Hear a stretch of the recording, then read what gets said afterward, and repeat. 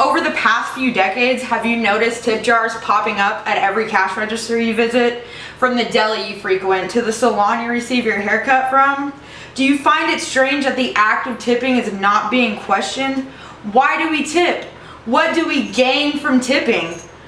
We should not continue to adhere to the social norms and customs of tipping, and we should not tip to seek approval from society. Tipping weakens social relationships, and it is time for the other side of the conversation to be heard. We continue to weaken our social relationships with service industry employees by reducing our interactions to economic exchanges. It's time we stop placing such a high value on economic relationships and focus more on the deterioration of our social ones.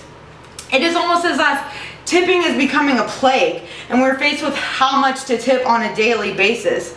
Although everyone is sticking their hands out, readily awaiting the assumed gift, I'm here to tell you today why you should stand firm and not tip service industry employees. William Gibson writes in the fall 1990 issue of Social Science Journal that the common folk approach to tipping is that people tip in order to conform with social convention. That is, they tip because they are supposed to tip. Gibson goes on to explain that this is obviously not constitute a real explanation. Therefore, it does also not explain why tipping came to be. Did it become about because of fairness?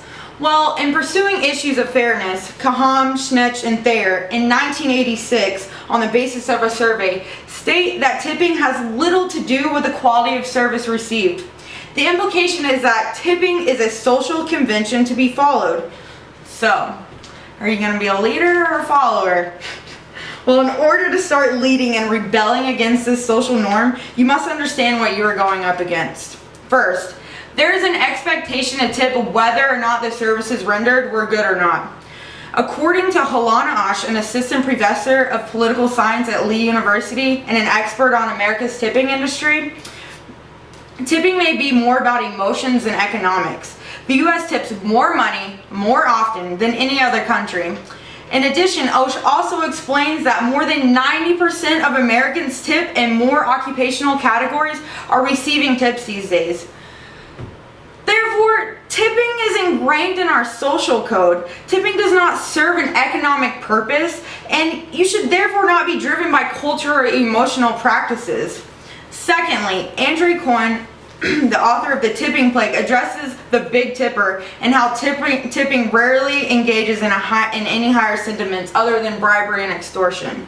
To explain, Cohen says, and I quote, "The tippee, for his part, accepts a reward not out of gratitude, but of entitlement if it is a large tip, or resentment if it is not. Really, it is resentment either way, since the big tip carries with it an implicit assertion of class superiority. People who tip feel superior.